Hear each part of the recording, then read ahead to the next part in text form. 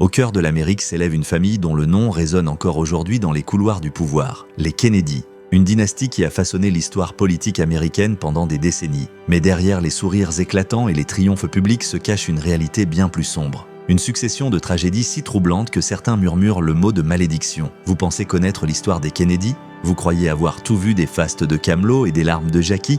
Détrompez-vous. Ce que je vais vous révéler aujourd'hui va bien au-delà des récits officiels. Nous allons plonger dans l'intimité de 3 propriétés familiales où se sont joués les drames les plus bouleversants de cette lignée maudite. Car oui, il faut bien parler de malédiction quand une famille accumule autant de morts violentes, de scandales retentissants et de destins brisés. 3 générations d'hommes et de femmes dont l'ambition démesurée les a menés vers des sommets vertigineux avant de les précipiter dans l'abîme. Aujourd'hui, nous franchissons les portes de ces demeures où tout a commencé. Des murs qui ont été témoins de l'ascension fulgurante d'une famille d'immigrants irlandais transformée en royauté américaine. Mais ces mêmes murs ont aussi abrité les secrets les plus inavouables, les décisions les plus cruelles et les tragédies les plus inexplicables. Préparez-vous à découvrir comment un homme d'affaires, sans scrupules, a bâti un empire sur les cendres de ses propres valeurs morales. Comment il a sacrifié l'humanité de ses enfants sur l'autel de ses ambitions politiques. Et comment ce pacte avec le diable s'est retourné contre lui de la manière la plus terrible qui soit. L'histoire commence en 1928, dans une Amérique en pleine effervescence. Les années folles battent leur plein, la prohibition enrichit ceux qui savent naviguer dans les eaux troubles de l'illégalité. C'est dans ce contexte que Joseph Patrick Kennedy pose son regard sur un domaine situé à Cape Cod, dans le Massachusetts. Un homme dur, calculateur, qui a déjà amassé une fortune considérable par des moyens que la morale réprouve. Joseph Kennedy n'est pas né dans le sérail du pouvoir. Fils d'immigrés irlandais catholiques, il a grandi dans une Amérique où les portes de l'élite protestante lui restaient de fermer. Peu importe sa richesse croissante, peu importe ses succès en affaires. Pour la haute société bostonienne, il demeure un paria. Cette humiliation forge en lui une détermination implacable. Il ne se contentera pas d'être riche. Il exige la respectabilité, le prestige, l'acceptation. Sa stratégie est d'une simplicité redoutable. Si la société refuse de l'admettre en son sein, il créera sa propre aristocratie. Une aristocratie fondée non sur la naissance, mais sur le pouvoir politique absolu. Et pour cela, il lui faut une base, un quartier général d'où orchestrer cette révolution sociale. Ce sera Hyannisport. Le domaine qu'il acquiert cette année-là s'étend sur 6 hectares face à l'océan Atlantique. 3 maisons principales composent ce complexe familial. L'architecture est volontairement sobre, typique de la Nouvelle-Angleterre. Rien d'ostentatoire qui pourrait choquer. Joseph Kennedy a compris une leçon essentielle de l'élite américaine. La vraie richesse ne crie jamais, elle chuchote. Mais ne vous y trompez pas. Derrière cette façade de simplicité se cache une machine de guerre soigneusement orchestrée. Chaque pierre de ce domaine, chaque pièce de ces maisons a été pensée pour un seul objectif, transformer ses 9 enfants en dirigeants politiques, coûte que coûte. Rose Kennedy, l'épouse de Joseph, devient la générale en chef de cette opération. Fille du maire de Boston, elle maîtrise parfaitement les rouages de la politique et de la gestion d'image. Ensemble, le couple va métamorphoser ce qui devrait être un foyer en un véritable camp d'entraînement pour futurs présidents. Les enfants Kennedy ne connaîtront jamais une enfance normale. Dès leur plus jeune âge, ils sont endoctrinés dans une philosophie familiale impitoyable. Un Kennedy ne perd jamais. Cette maxime résonne dans chaque pièce du domaine, dicte chaque activité, chaque conversation, chaque instant de leur existence. Les repas familiaux se transforment en séminaires politiques intensifs. Autour de la longue table de la salle à manger, Joseph interroge sa progéniture sur l'actualité mondiale.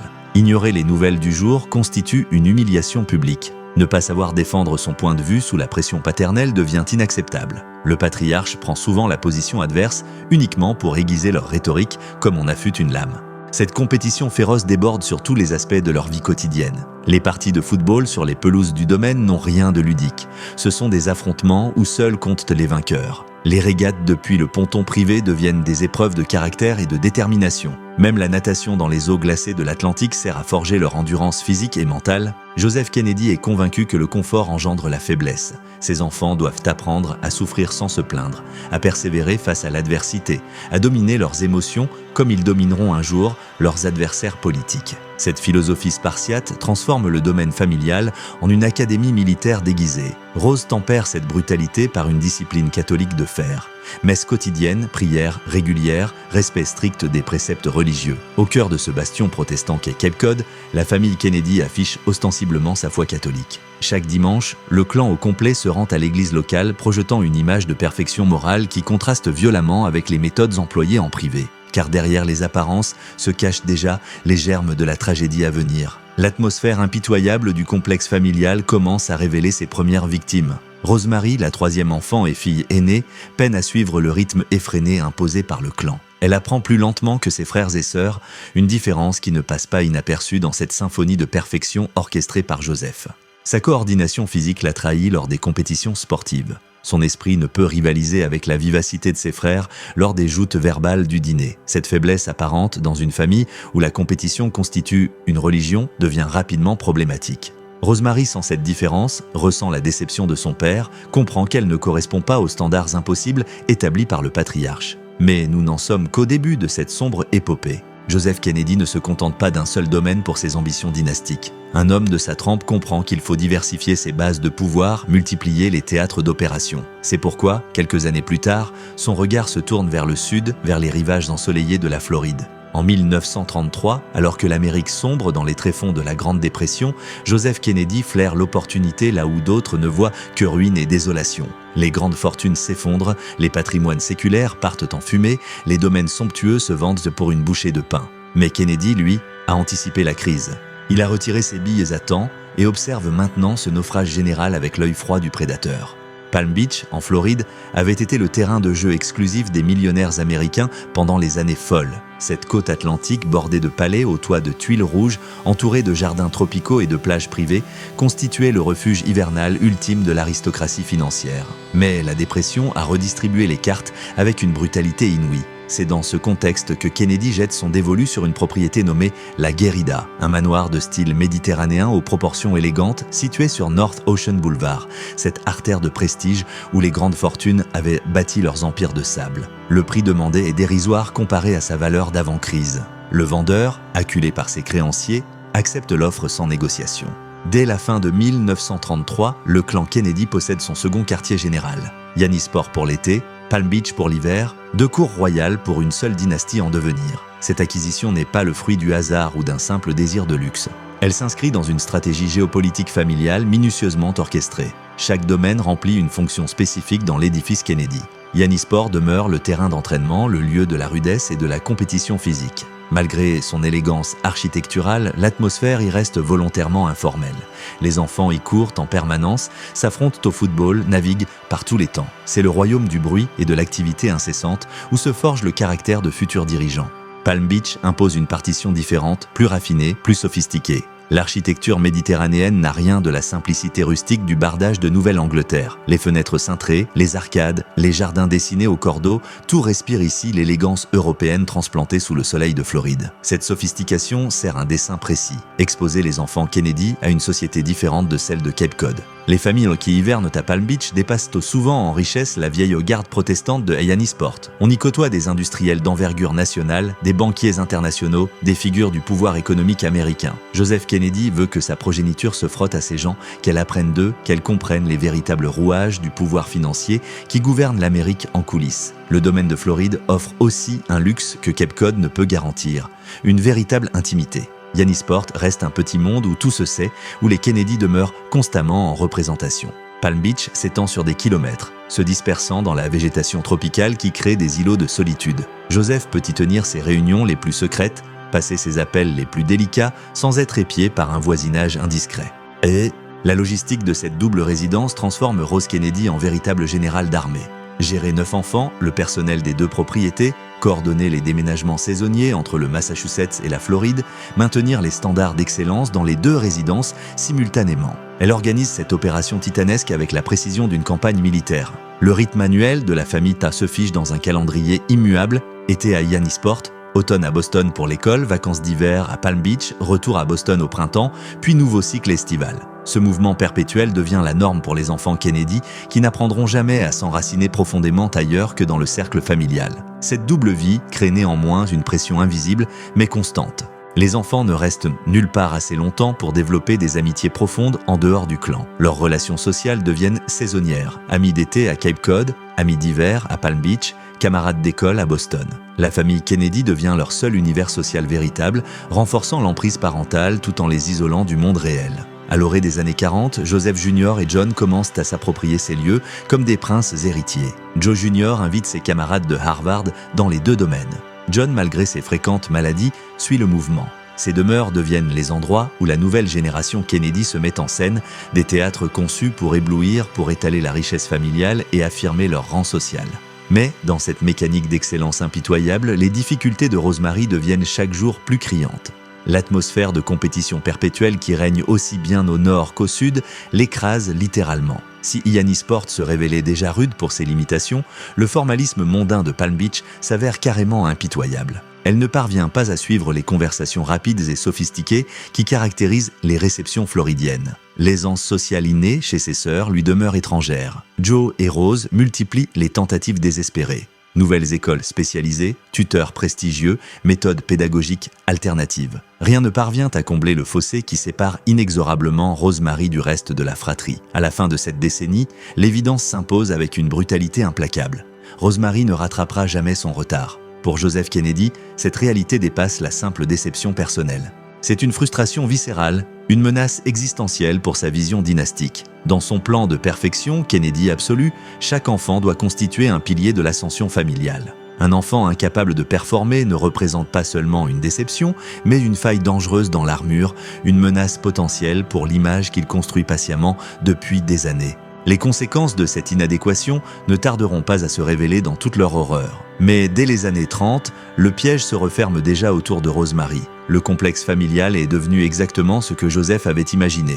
Un camp d'entraînement impitoyable où l'on apprend à vaincre, à s'imposer, à se présenter comme de futurs dirigeants. Les murs, eux-mêmes, enseignent une leçon terrible. On vit en permanence sous le regard des autres, même au sein de l'intimité familiale. On apprend la performance perpétuelle, le maintien des apparences coûte que coûte et surtout la dissimulation absolue de toute faiblesse. Cette philosophie familiale va bientôt révéler son vrai visage. En 1941, Joseph Kennedy prend une décision qui entera à jamais l'histoire de sa famille. Il a entendu parler d'une procédure médicale révolutionnaire, vantée par certains praticiens comme un remède miracle aux troubles mentaux et comportementaux. La lobotomie, une intervention chirurgicale qui consiste à sectionner les connexions du lobe frontal du cerveau. Les motivations exactes de Joseph demeurent sujettes à débat parmi les historiens. S'agit-il d'une tentative sincère d'aider sa fille ou d'un calcul cynique pour éliminer ce qu'il perçoit comme une menace pour la réputation familiale? Toujours est-il qu'il organise l'intervention sans en informer pleinement Rose. En novembre 1941, à l'âge de 23 ans, Rosemary est admise à l'hôpital universitaire George Washington. L'opération tourne au désastre absolu. Rosemary émerge du bloc opératoire avec les capacités mentales d'un enfant de 2 ans.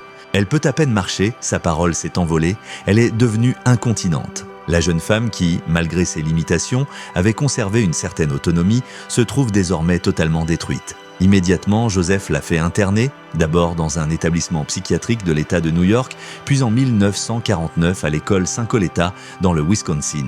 Rosemary y passera le reste de son existence sans jamais revoir Yannisport ni Palm Beach. À la famille, on sert un mensonge officiel. Rosemary enseigne à des enfants handicapés dans le Wisconsin. Beaucoup de ses frères et sœurs croient à cette version pendant des années. On les dissuade de lui rendre visite, Joseph prétextant que les voir puis les voir repartir la bouleverserait trop. Cette première tragédie inaugure une série de catastrophes qui va s'abattre sur la famille Kennedy comme une malédiction inexorable. La Seconde Guerre mondiale éclate et tous les fils en âge de combattre s'engagent. Pour eux, l'uniforme n'est qu'une étape du plan paternel, un chapitre nécessaire avant la conquête du pouvoir politique. La guerre fabrique des héros et l'héroïsme constitue le carburant des carrières politiques. Le 12 août 1944, une tragédie frappe de plein fouet le cœur de la dynastie Kennedy. Joseph Jr., l'héritier désigné, celui sur qui reposent tous les espoirs paternels, disparaît dans une explosion au-dessus de la campagne anglaise. Il participait à une mission suicide, pilotant un bombardier bourré d'explosifs vers une cible allemande. L'avion se désintègre en plein vol. Il ne reste rien à récupérer, aucun corps à pleurer, juste un vide béant. À Yannisport, la nouvelle arrive par télégramme le 13 août. Rose se trouve à la messe, son refuge habituel. Joseph Senior reçoit la nouvelle seul et doit prononcer l'imprononçable. Leur fils aîné, l'investissement de toute une vie, le futur sénateur, le futur président, n'est plus. Le salon de la maison principale se transforme en caveau. Les plus jeunes peinent à saisir l'ampleur du vide qui vient de s'ouvrir. La chambre de Joe Jr. est figée dans le temps, transformée en sanctuaire dédié à ce qui aurait dû être. Joseph Senior ne peut se résoudre à fermer cette porte pendant des mois, peut-être des années. La guerre qui devait forger les héros de la dynastie vient d'en arracher le cœur, mais le malheur ne frappe jamais seul. Kathleen, surnommée Kik, la rebelle de la famille, avait bravé l'interdit maternel pour épouser un aristocrate protestant anglais en mai 1944. Le mariage ne dure que 4 mois. En septembre, son mari tombe au combat en Belgique. Veuve à 24 ans, Kik fait un choix qui heurte profondément la famille. Elle décide de rester en Angleterre, estimant que sa place se trouve désormais auprès de la famille de son défunt époux. Cette indépendance constitue une trahison silencieuse aux yeux de Joseph et Rose, qui exigent une proximité géographique et émotionnelle totale pour maintenir leur influence.